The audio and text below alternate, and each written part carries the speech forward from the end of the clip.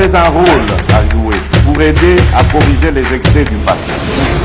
Vous les collègues du Grand qui quittez le groupe armé, je vais le dire.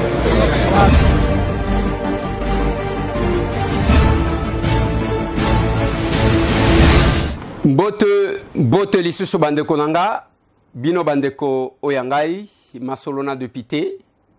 Bon dimanche pour na ba oyo bazana nu ba heure ya ko souhaiter bango. Et ba oyo bazana suka ya journée na bango bonne soirée bisika bozali. Tozo beta masolona de pité bandeko nanga. Masolona de pité concert ya fali yipupa plus de 11 personnes bakufi. Na katia concert. Les VPM de l'intérieur, sécurité, Bakita Chikuna, na commandant de la ville, Masolo. Masolo na de pité bande konangai, enfin, kri nangai et yokani. Kri eza kri nin. Tangu na zongi États-Unis, na bandi bitumba sur 2 fronts. Na lobi babenga na ambassadeur rwandais azonge pa na bango. Et puis ba chinois il faut boye bisa biso pona nini biso bino boya ke pa na biso biso tokendaka kuna te. Ba oya ko finga ba finga. Mais mon cri a été entendu. La décision est tombée. Il a 48 heures. Et tikali 24 heures pour que akanga bisaka na yakende masolo. Masolo na de pité na komeka ko analyser na bino. To déclarer bitumba. C'est tout ce que les gens disaient. Il faut te déclarer bitumba. Pona nini aligné ko déclarer bitumba te. O wana nani chef de l'État. Mais to komeka ko analyser. Masolo. Le quelques points to ko ramasser yango wana. Bande konangai, avant-hier, tozalaki na kati a débat sur le budget 2023 ou bien la loi des finances. Nous avons estimé, Nenge Tolobaka na président Boss, lorsqu'on prenait la parole sur la reddition des comptes, Tolobaka na ye président Oloba, nous faisons théâtre traité, bisope toye ko sala théâtre traité. Tozwaki parole, tu expliquer au tomonaki na kati a budget. Totali si bandeko, na suka toye ko conclure kotali sabango, qu'est-ce que le peuple veut pour que ati kabino calme. Les lotos aliao, c'est tout biso ba élu de Kinshasa. Biso ba élu à Lukunga. Ba érosion is partout. Et totalis wapi on affecte l'argent. 6 ministères. Bah hôpitaux bah abandonner parce que bah yebike bah évacuer un député, bah évacuer ministre. Mais quel sera le sort de notre peuple? Boyo ki yango parce que na lobi na lingala. Avant ezala ki makele les députés lo baka na télévision te, députés lo baka na hémicycle. Depuis to banda mandat oyo, on peut faire le bilan. Et nous en avons ce petit bilan-là. Oyo ebele bakokata kokomata na chevité. J'ai commencé à parler makamou ya spoliation. Je vais y arriver parce que bientôt là on va encore frapper de ce côté-là. Nathalie Sibato, je l'ai dit, Mikolonion se comment on est en train de spolier. Toyoka qui a tenu de la Gombe Keiti. Donc, biloko ezo kenaka namu namu, je vous ai même fait voir parking ya Grand Hôtel et que ime batongi wapi. Ndakwa neza presque na Prince, presque na balabala. Bako expliquer au mitre kokota boy, mais l'état ya kosala ka ba manœuvre, ça va toujours créer de l'embouteillage. On n'anticipe pas. Tozotal. Et mukolongo que je parlais au gouvernement. Nalinga ki peuple bayaka kobeta maboko te parce que makamba palissade bimisaka attention aw fala ki bomona mituka o ba membre ya gouvernement ba memaki. Et moi mon souhait dans mon intervention est où est la part de notre peuple. et l'endroit où on a kolobela. Et ça, place c'est à budget. On a parlé de ça. Comme d'habitude, j'aimerais m'exprimer en lingala, honorable président, si vous le permettez. Honorable président, honorable membre du bureau, honorable député, chers collègues.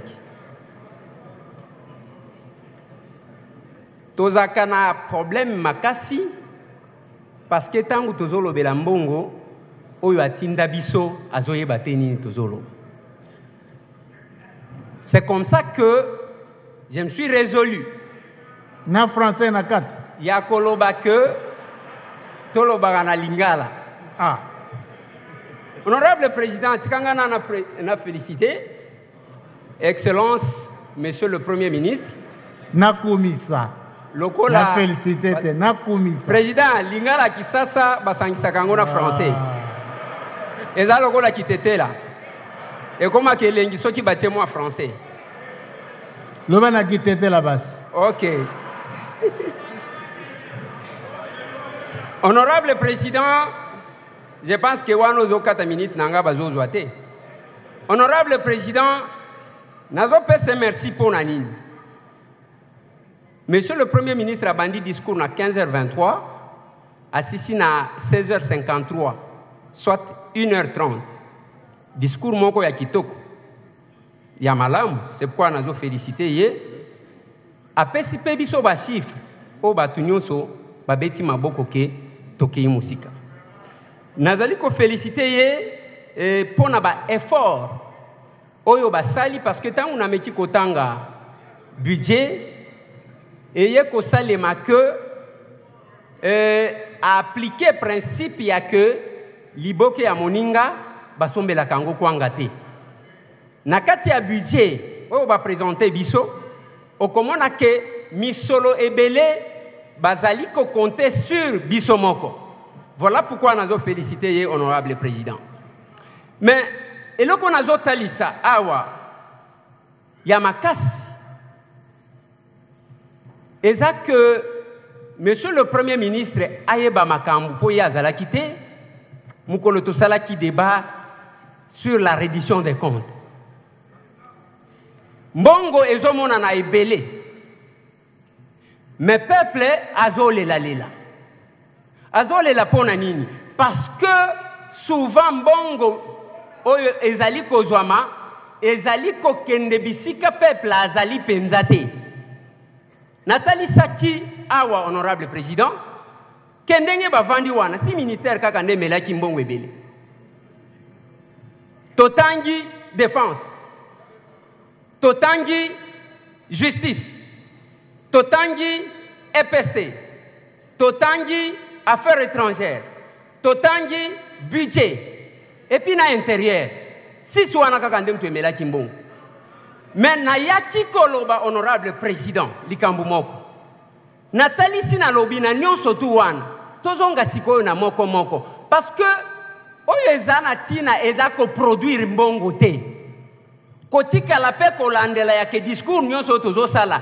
Est-ce que mbongo ekokoma ekosuka te na kokoma awa? Tozana mboka oyo ville misatu kaka nde batu bazovanda nde batu bazotonga. Kinshasa, Lubumbashi, Kolwezi balingi babakisa me Goma. Esili le reste batu bazate. Nyonso tu wana ezanini honorable président. C'est parce que orientation ya misolo. Nakoloba que il n'y a pas que le Katanga qui a le minerai et que le Katanga n'a pas que le minerai.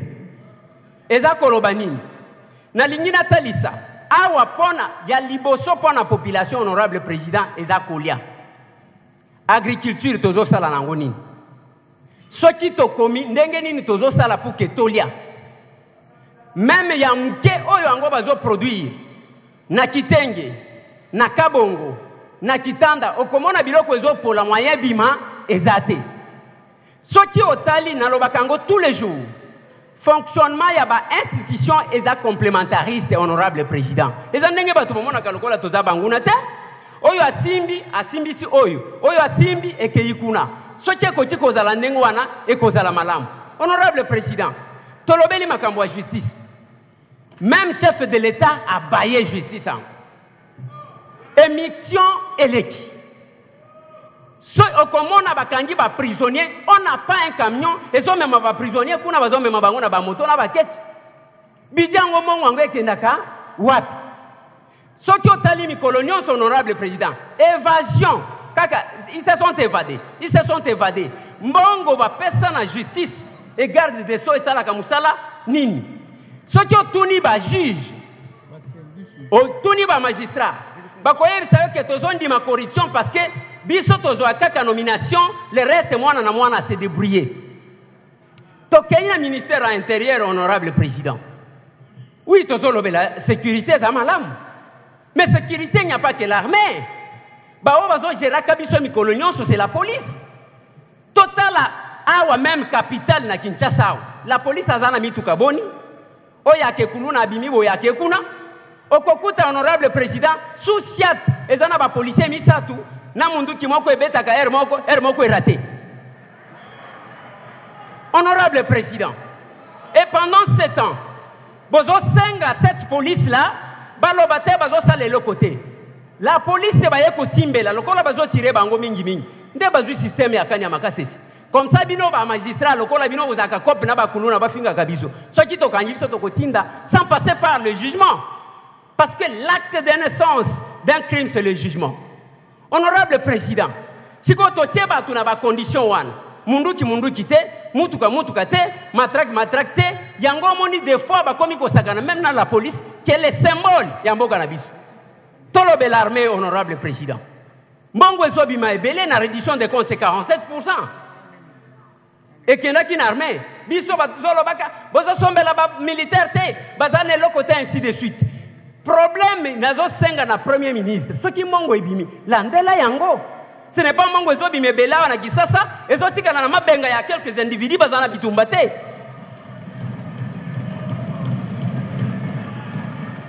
Honorable président, honorable député, chers collègues, mukolo toko yeba kosa l'inventeur ya, omoni mutu atushaka mbongo boye parce que batuana soki azimbongo. Biso Général Mobimba atushaka boye ba député batushaka boye. Mais bongo ba mituka makasi na mapango oyo sombaka yango ndenge nini. Honorable président, to komi ko vivre quelque part là, lokola nzoto ezanga anticorps.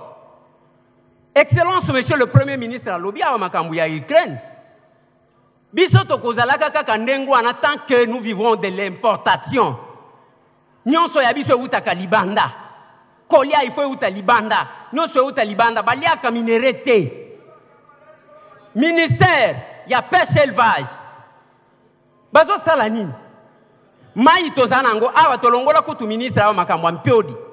Et quelle est la politique pour na tolo babambisi na bis, honorable président? Et tozana ba condition oyo wana. Na mboka oyo na yebi ba mboka viva kaka na tourisme yango moko. Mutu aye bazo baluka ka bazo tangu tokenda ka Los Angeles a tokenda ko zwani ozo baluka ka ko zotala banda kwa bastara bango bazo ko tambongosi. Mais awe pa na biso où est-ce qu'on met ces ministères là parce que tozana ba bisike belé Lumumba balobi Mobutu ainsi de suite. On ne fait rien. Par contre bazo spolier bate kaka. Honorable président, honorable membre du bureau, honorable député, chers collègues, nazo senga boy ba besoin population ezai belete.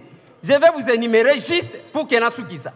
Bah besoin de population zolukanine. Alia, pour alia il faut to katabilanga, il faut to lona, il faut to kangabambisi, il faut to sala nyonso. Population zana pour sa santé. Bah médecin et belé to zana bango dans le monde, baza ba médecin congolais to zana bango na Afrique du Sud et bisika bokena kozwa ba soin wan. Pourquoi kocha n'est pas kocha ba condition ya malam pour que bayaka awa.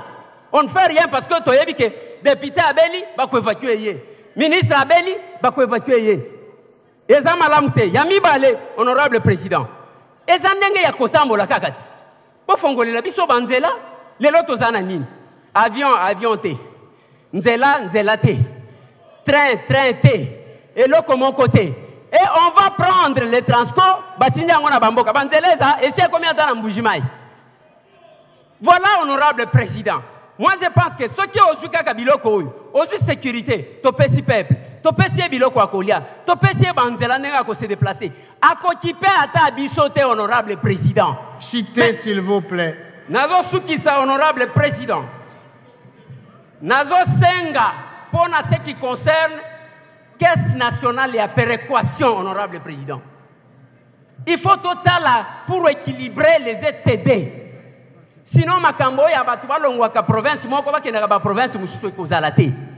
Yango même na 145 territoires. Il fallait qu'il botala wapi tozo banda okozwa province oyo ya sika nanu etongama kiata eloko moko te opesi même montana oyo yakala osali eloko te honorable président. Nazo sukisa honorable président pona koloba monsieur le premier ministre soja ko sunga biso ya lelo suka na discours ya sukalité que le peuple puisse palper ça. J'ai dit honorable président. Bandeko, na utaki voyage, tangu na ye, le même jour, na komaki à 1h du matin, nandaku, na 9h, na zaki na Assemblée nationale, ko déposer question orale avec débat, ko adresser na ministre, VPM ya affaires étrangères, pona makambu ya Chine. Ce ministère est parmi les ministères Oyezali Komela Mbongo. Et le degré de notre diplomatie. Le passeport congolais Zawapi. Nalobeli expulsion. Il y a ambassadeur. Il y a Rwanda. Bako kako expulsé. Azonge pana bango. Tant que bako yo kanate. Ceux qui sont sur les réseaux sociaux, qui prétendent être des Congolais, bon, comment Twitter et Inda. Mais quand nous intervenons à l'Assemblée nationale, personne. Non, félicitations honorables. Quand nous posons des actions, Oyezali kozongi sabatuna mulongo. Mutu akoya ko féliciter zate. Mais ceux qui m'outoalinga yemba ma benayo, même d'autres qui sont dans la diaspora, dès qu'on le dit que, man, na Suisse balobi boy, makamba chauffage, batu basala ba vidéo, ya makamba chauffage. Mais votre pays, il y a la question de votre pays, messieurs. Zopetan ya kosala ba vidéo wana. Bien qu'ils avaient tort, mais bah ça là quand même vidéo ya koluka kola kisabatuke bangone bazana poto alors que quelqu'un n'a pas le temps de suivre les informations de là où il est dans autre chose.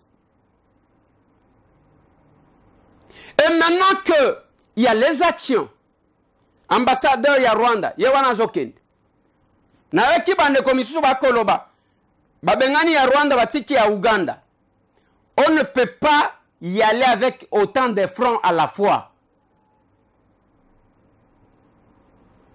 Mais tant que vous bolobi wana Félix sala. Asala siko total à ce qui se passe à l'est.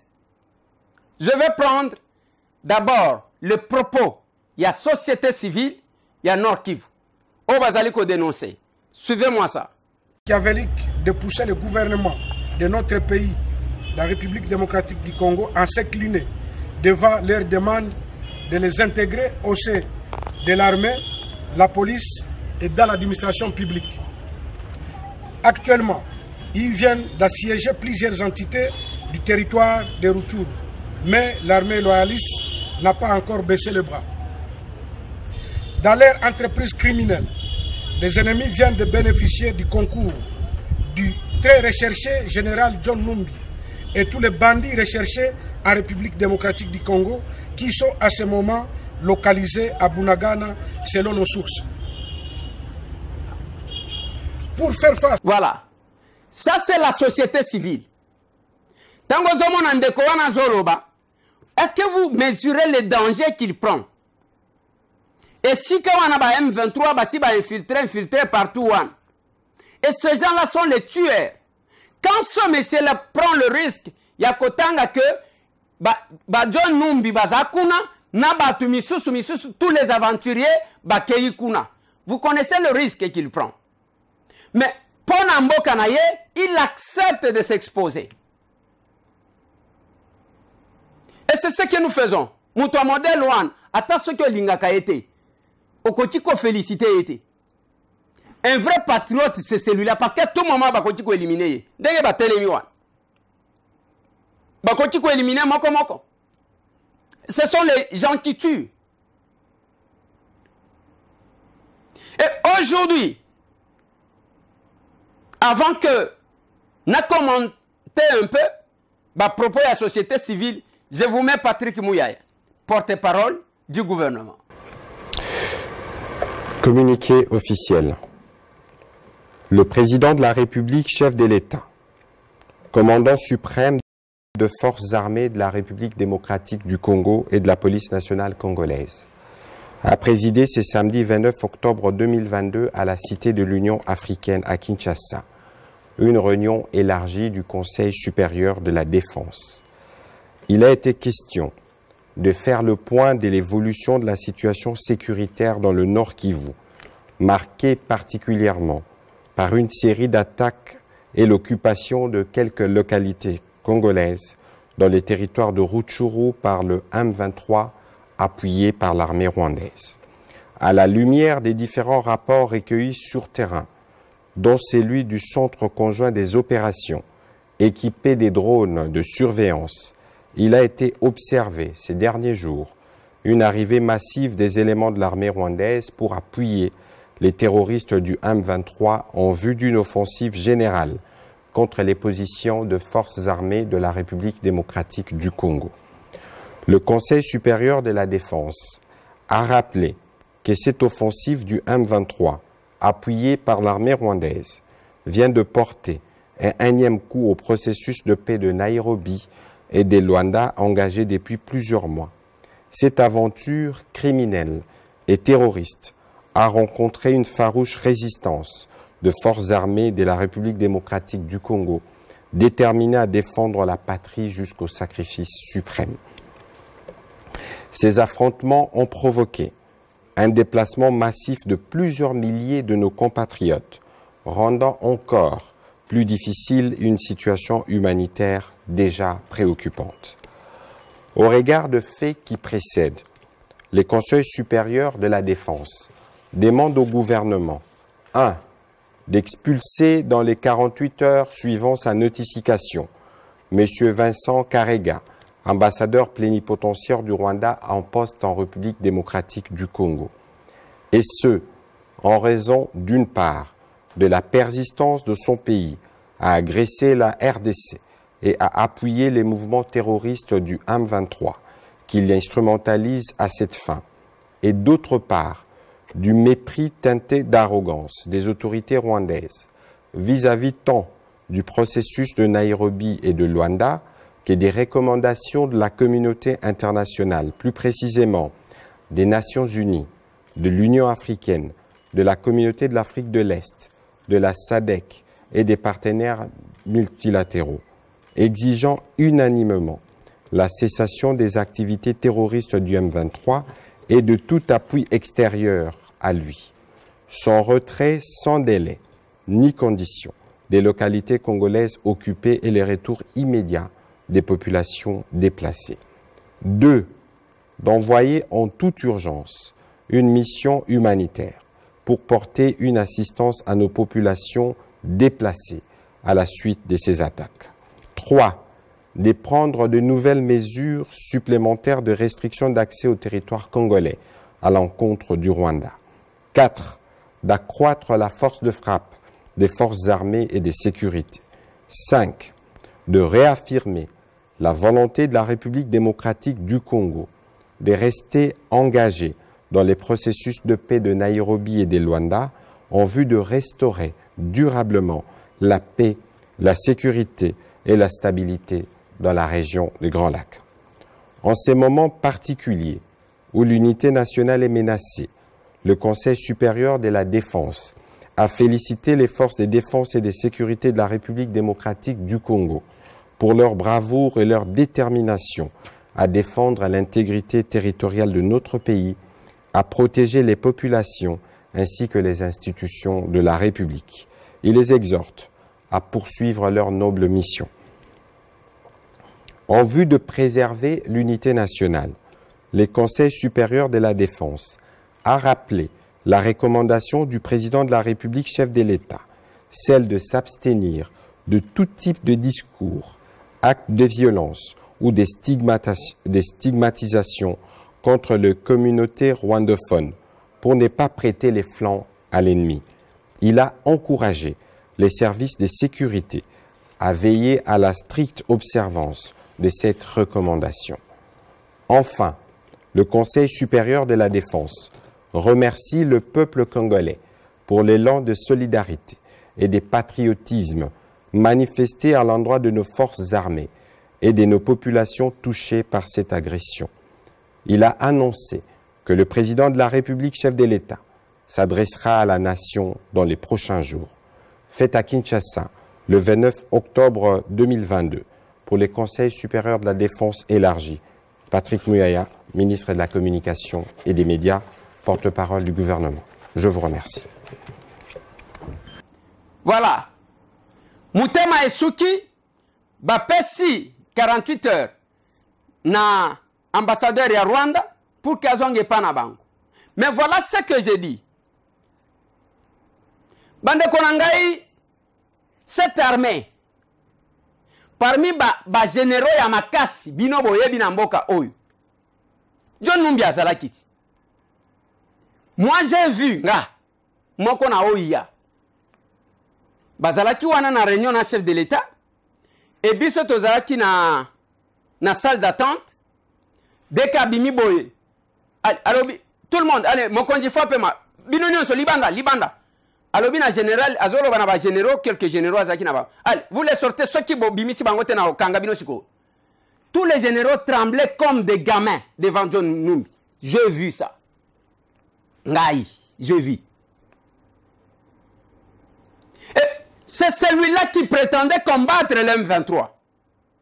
L'armée Bozo Senga Félix Oyo Batika, ça me met mal à l'aise quand je vois même les gens de Kabila vouloir parler. Bokolo Banini. Vous avez laissé quelle armée à la République? Les hommes forts de votre armée sont là, on les retrouve là-bas. Auprès de ceux qu'ils prétendaient combattre parce que le M23 n'a pas commencé aujourd'hui. Quand on vous disait que le M23 n'est pas à l'Est, en réalité, le M23 est aussi ici. Les recrutés, il y a des Rwandais. Bah, pions, il y a des Rwandais. Ils sont là tous les jours. Bango, ce sont les combines contre leur pays.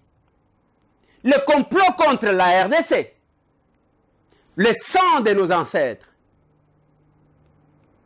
Le sang qui a coulé pour ce pays. Le sang, il y a pas peur de l'indépendance. Makila, il y a pas Kimbangu na Lumumba. Et qu'on criait pour sauver ce pays. Et que tous les traîtres, place Bazoken, nous sommes fatigués dans l'aventure à Batumoko. La position que John Numbi occupait dans cette armée, Oyo Kabila Batike Labiso, qu'il prétend démontrer à la fin du monde que Bangone Basalaki, et aujourd'hui vous êtes en train de vous dévoiler. Vous êtes en train de vous dévoiler. Namoni bande comment vous continuez la vidéo, ya muto ya zoloba. Oh, gouvernement oyo, tozo toboka.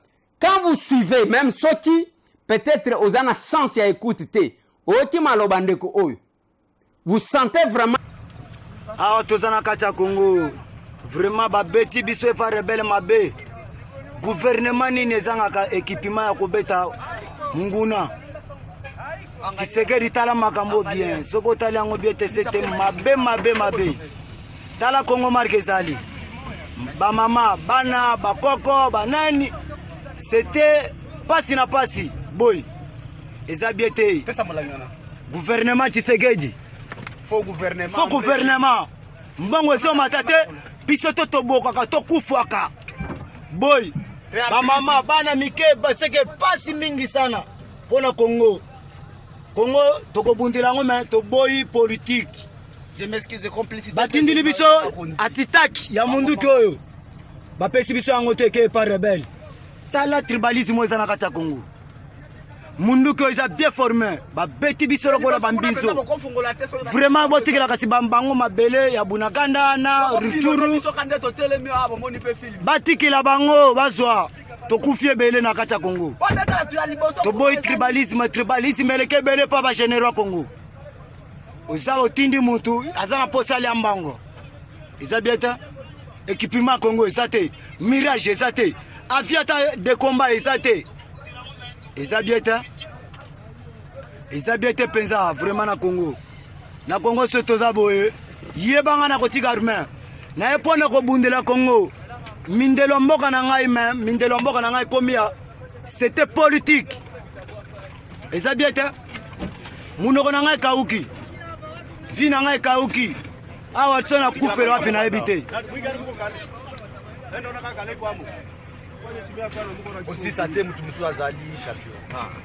Vraiment na Congo. Tala marga na mela mai loko la mwa. Mwasi na ngai na kati ya Kinshasa 3 bana ya basi. Na yako bundela Congo pona mindelo Congo. Metala Congo marque zo sala makambo. Eza vi moko c'était pasi.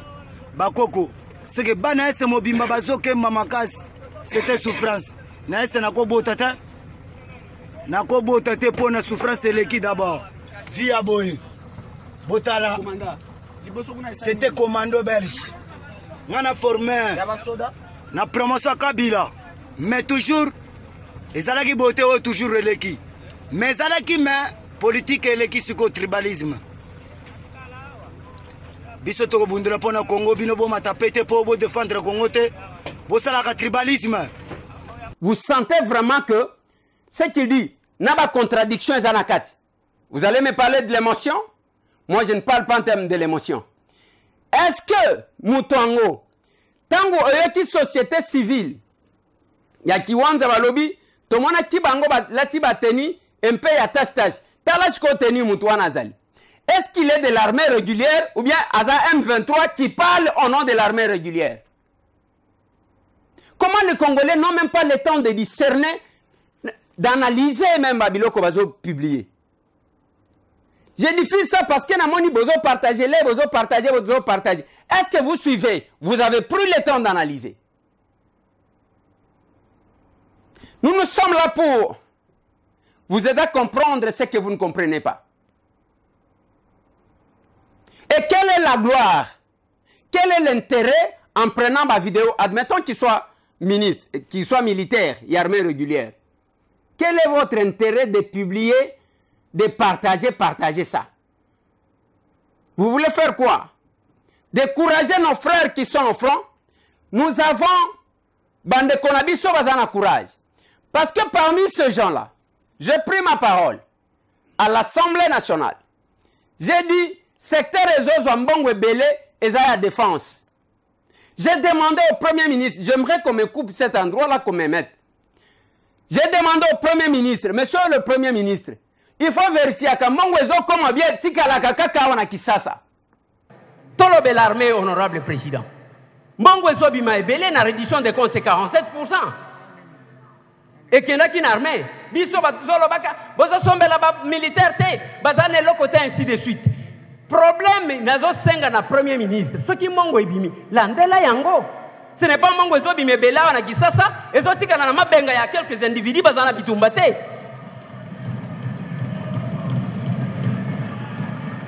Honorable président, honorable député, chers collègues, mukolo toko yeba kosa l'inventeur ya omoni mutu atushaka mbongo boye parce que batu wana soki azwi mbongo biso général Mobimba atushaka boye ba député batushaka boye mais bongo ba mituka makasi na mapango oyo sombaka yango ndenge nini?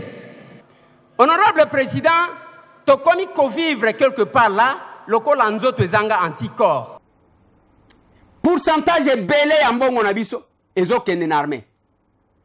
Même la police est abandonnée. On donne à l'armée.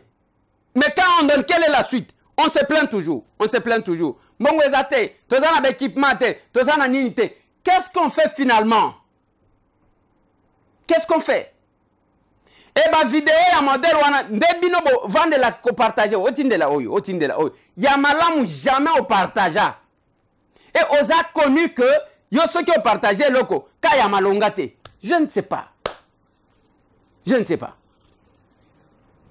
Mais je vous dis, Bande Konangai, c'est notre pays. Mais l'analyse que je vous apporte ce soir, parmi les militaires ya makasi Kabila atikela biso, parmi les tout puissants, l'intouchable, qui oublie John Numbi? John Numbi, c'était parmi les généraux puissants. Moutounion Soyebi. Et c'est ça l'armée que Joseph Kabila nous a laissé. Et c'est ça l'armée où on peut perdre bazo loba loba. Et je suis en train de tirer l'attention de mon vieux Martin. Viens anga Martin na bonde la kayo mikolo nyonso. Na ko rappela kayo que le Félix là. Azande konayo. Mais oyoke la kanga kakate. Le lotangu yo lancé transition sans Tshisekedi. Et l'armée kuna bitumba et mati. Au cas où quelque chose arrivait, quelle sera la compréhension des Congolais vis-à-vis du message n'a eu lancé? Parce que Félix, d'abord, n'est pas son deuxième mandat, ça c'est un. De deux, il n'est pas en dépassement de son mandat, même le premier, il n'a pas encore glissé. Mais ces cris-là, comment nous pouvons l'analyser? Ce qui dit son action commune pour la République, la politique autrement, c'est pour éviter je me pose la question. Maman Maria Salaki, je ne comprends plus rien. Tovanda awa. Moi, na lobakango na télévision na beta katolu. Martin Fayoulou m'a dit, c'est mon vieux, je le connais, lui aussi me connaît. Même quand il fait des témoignages sur M. Tambwe, il sait pourquoi il avait fait ça. Place à Zalia, il que les Kinangawana, Azamutu ya boye, Ngaï Nazabo. Il connaît. Mais je ne comprends pas degré haut aux alliés qui exposaient notre pays. J'ai félicité quand il a marché contre l'M23, contre l'agression rwandaise. J'ai dit ça. Après, des bandits qui ont été à l'obignon sur les traité. Tout le monde, maman Maria Zofinga, après, Bayambi avec Onen, Batelemisier na nini à la muka, à Telemiwana, à Zolo, Babatoazo, Betamaboko, Vani commenter. C'est pas possible. Quelque temps après, comme il n'y a pas de crime parfait, maman Maria Wana Baniko Sali la Batukisi. Yangoan.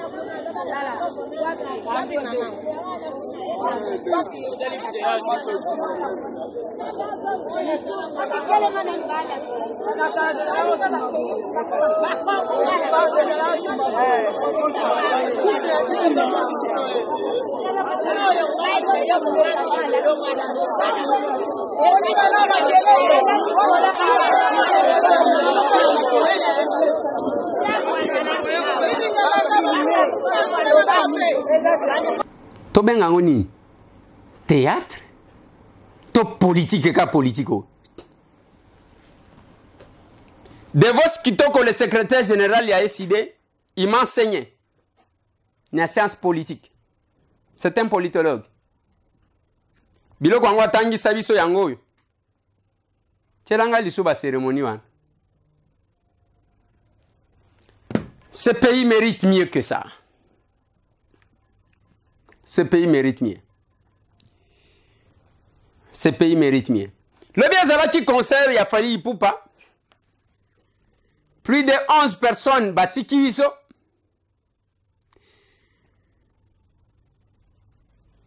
Batu bakeko kufa na biyenga. Et awa tobandi koyoka ba mususo bako poursuivre Fally al Kamuni.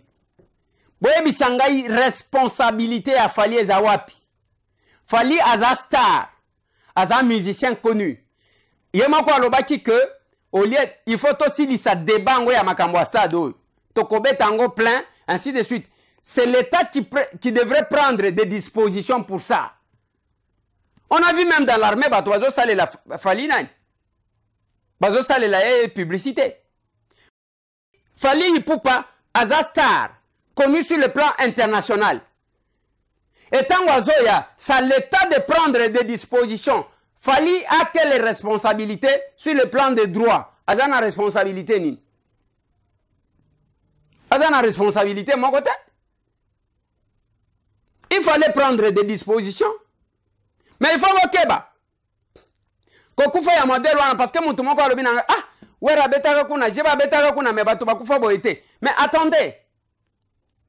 Wera n'est pas Fally. Fally n'est pas Wera.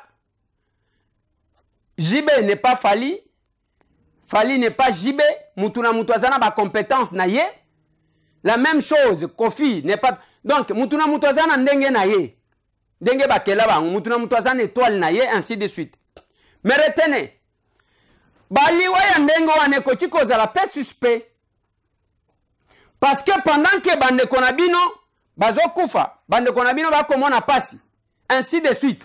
Bino bozana problème. Tozo kenda, ok, tozo bina, ainsi de suite. C'est comme si rien n'était pendant que bande konabino bazo la libande. Bako kopé, bako frappé. Bako kopé, bako frappé. Parce que quand je suis, cette vidéo, c'est un extrait peut-être filmé au téléphone. Excusez-nous pour la qualité de cette image. Bokoyo qui avait permis à l'intérieur, à ce l'oiseau, commis à la police, à l'objet même pas gaz lacrymogène, mon ko beta ma quitté. Ce qu'on va tout fini.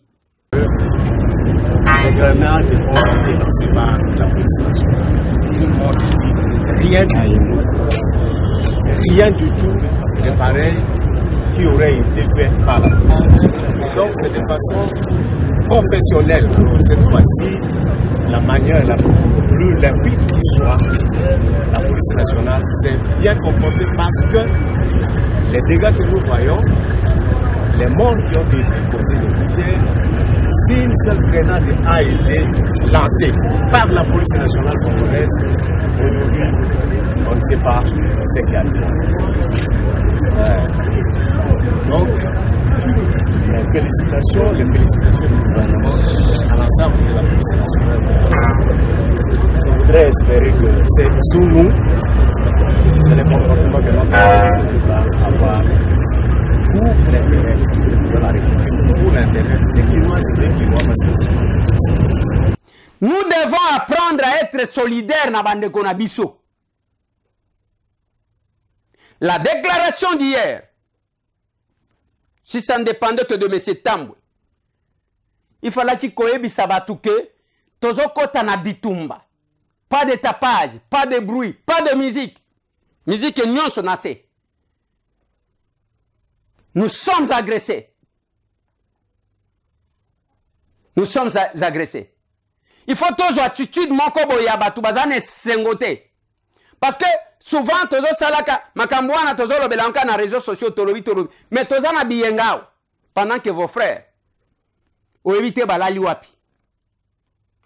O éviter bala mukindenge nini. Yo soko linyo lobela makambo este zatango linyo finga batu pour que bamona yo peke yo zakamutu. Bande konangai le rassonné. Je félicite la société civile. Il y a Nord Kivu. Parce que courage, wana kotanga na ko révéler que tous les aventuriers, wana bazotanga, ce sont les gens qui se promènent avec les armes et qui tuent tous les jours. Yangona lobaka na batu, omoni bitumba ya réseaux sociaux. Na oya nzoto na nzoto biso to betaka. Et que Seigneur vous devez apprendre à nous respecter. Ko respect koto sako. Koto sa penzo moni tozo le kananzela ozongisima. Voilà. Voilà. Parce que nous avons un parcours. Biso dans les combats. Tozana ba preuve ya o biso to kenda na front. Bakolo bataille wana journaliste ozalaki journaliste bongo ozalaki nani ozalaki nani okokaki causer kobima combien de responsables qui sortaient chacun s'est protégé contre azobanga kende kokufa lelo tozomona je le dis tous les jours pouvoir oyo natala kango lokola mbisi aquarium ngai ngayo natala kango lokola mbisi aquarium o batala kaka baliaka te tibo tozo kende fait mandat mais cela ne me permet pas de cracher sur l'essence de mon combat. Jamais. Nous avons des valeurs que nous avons défendues. Et que je fasse quoi? Il y a ma baie, je critique. Il y a ma lame où j'encourage. Nazara Kandingwa.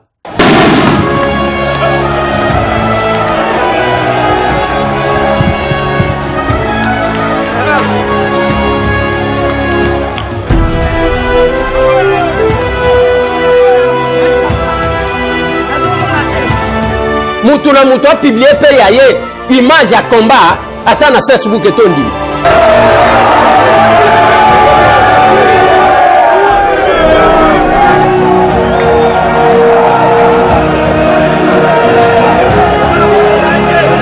Obimisa ba vidéo.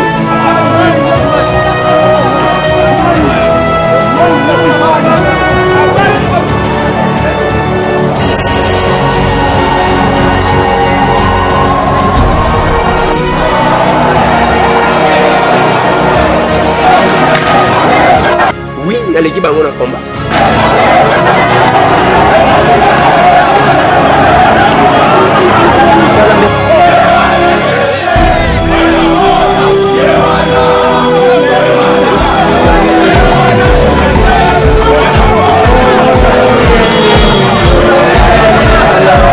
Je défendrai les valeurs de notre combat.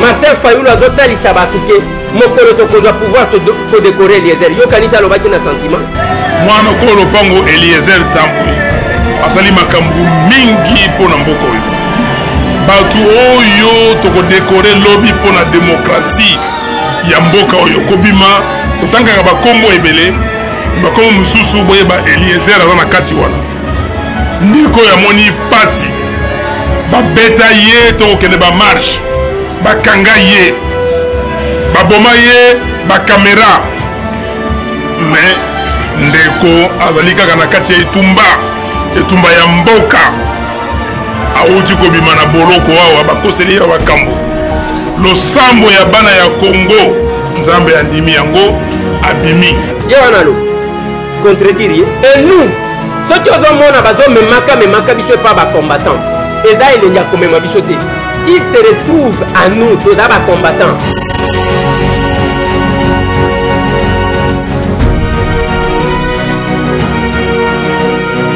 Moi, j'ai rencontré les chefs de l'État dans les combats.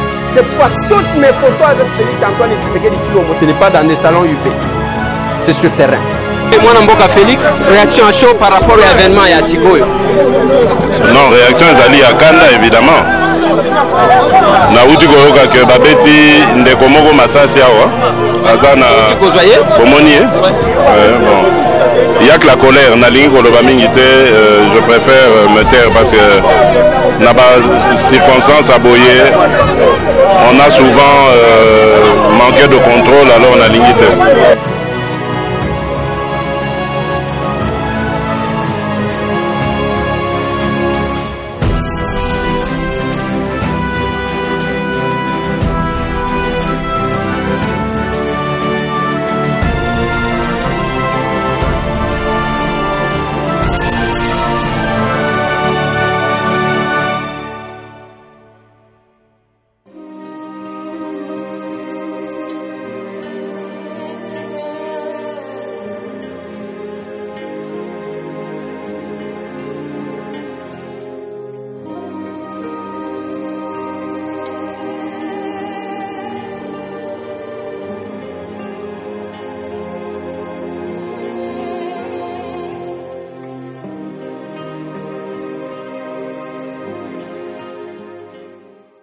Et ça, c'est ce que nous sommes, c'est ce que nous avons été. Et nous continuons à l'être. On se battra jusqu'à la fin. Ata ceux qui olingi, ata ceux qui olingité, nous serons là. C'est bien bon. Il y a collègues à la télévision, allez au leki, au bani ko finga batu parce que olingi pe batu bacha yo ka pour que ba voter yo. Mutumo ba loba ki Eliezer azaji ko finga batu na lobi bimisa vidéo moko ya place monsieur Tambozo finga. Villageois à kan éducation en até. Mais yo finga ya kan élection ba voter yo to ndima yo. Allez. Nazo suki sabande konanga pona koyebisa bino que tolingi to bana musala bilanga na cadre action commune pour la République. Déjà la semaine prochaine awa to kenelisu na plateau de Bateke. À part les 10 hectares ba pesa kibiso ba yeko pesa biso ezana mutu moko abengi biso ki azo pesa biso 20 hectares mususu alobi azo pesa biso 15 hectares. Tozo kitakuna mais tozo senga bino. Tozana posa ya ba semence, mutu azana possibilité ya kozwela biso ba semence. O memeli biso na Kabinda 102, croisement Kasavubu na commune ya Kisasa. Tozana posa ya ba semence. Tozana posa ba semence ya bien oyo koti kosunga. Tozana posa ya ba bot. Soyo ko sombela biso ba bot ata combien o memeli biso na Kabinda 102. Soki ozana possibilité ya koya na Kabinda 102, on peut vous donner, on peut vous passer un numéro de contact au boko benga comme ça tokoya kozwa. Oui, tokoya kozwa na soki obengi biso. Na kopesa bino numéro ya ke soki possibilité ya koya na ngote oye opesi biso. Tozana posa ya ba bot. Tozana posa ya ba macheti. Tozana posa ya ba Congo. Tozana posa ya ba raclette. Tozana posa ya quoi encore? Ba rosoir. Nous avons besoin oyo mutu azana capacité ya komemela biso une quantité. Tozana avenue Kabinda 102 croisement Kasavubu parce que tolingi tokota bilanga déjà peut-être la fin de cette semaine ça va nous aider. Soki ozana ba coupe oyeli biso. Alors, tout ce qui peut nous aider, oyoyebi, ezala ba bot, ezala ba semence, ezala ba macheti, ezala ba coupe, ezala ba bot, j'insiste sur les bottes parce que c'est vraiment important. Et ezala ba semence nenge tolobi, ezala ba rosoir, tozana ngo posa. Tokende kokata bilanga. Soki moyen yakoya ezate au Béni na plus 243 823 37 61 64 plus 243 823 376 164 au Bengi et Sikawana bakoya kozwa yango sans problème. Nazo sukisa na communiqué on appelle ça kibino ya bis olingo kita na terrain ozana posa ya kokende peut-être Kinkole Congo Central Matadi boza ebele bisika nyonso bokoti kokende oli akotia mulongo ya mutu kalokola cortège ya ba membre ya gouvernement okoti bokozu koti kozwa bis na kati wana pona nini bato balinga ko vivre simplement te. Okoti na bise bozo solola, bozo ya bitabe, bozo solola, ainsi de suite. Ezala na cimetière. Ezala bolingi bo salani. Oli ya kotia mulongo, vous avez ce bus qui a au moins une capacité de 62 places assises. Na possibilité à kotia biloko nase ebele. Odi kobenga na plus 243 990 399 901. Plus 243 990 399 901. Alors, plus 243 990 399 901. Donc, au Bengi, au Koloué, Biswana. Wana za uniquement pour na Biswana. Numéro ya liboso na pesaki eza pona olingi osunga biso na botte, olingi osunga biso na semence, olingi osunga biso na coupe maseti, ba Congo, ba pau, oui, le bêche, ba pau, ba nani, ba benya wini, et pasola koni.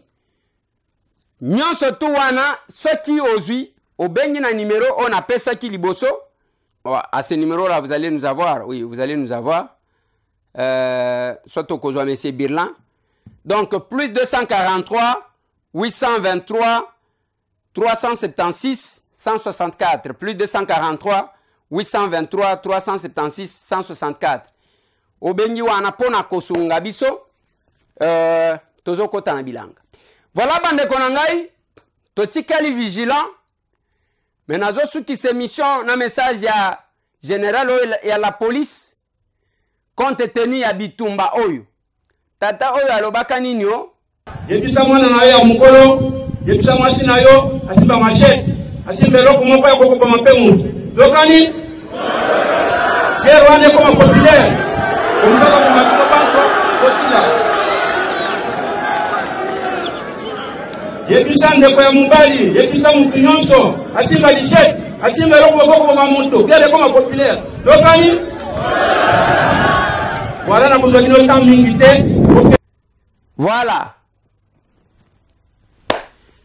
C'est le moment de défendre notre pays et non d'observer. Armée na biso ezanenge ezali wana ba patriote bazana kati mais ba mususu bango wana ba komi kuna. Ngate mtu na lobby c'est la société civile. Tomonani.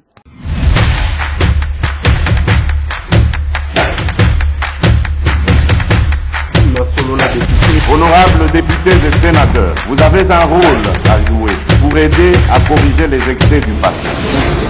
Vous les collègues du Grand Kivu, quittez le groupe armé, je vais le dire.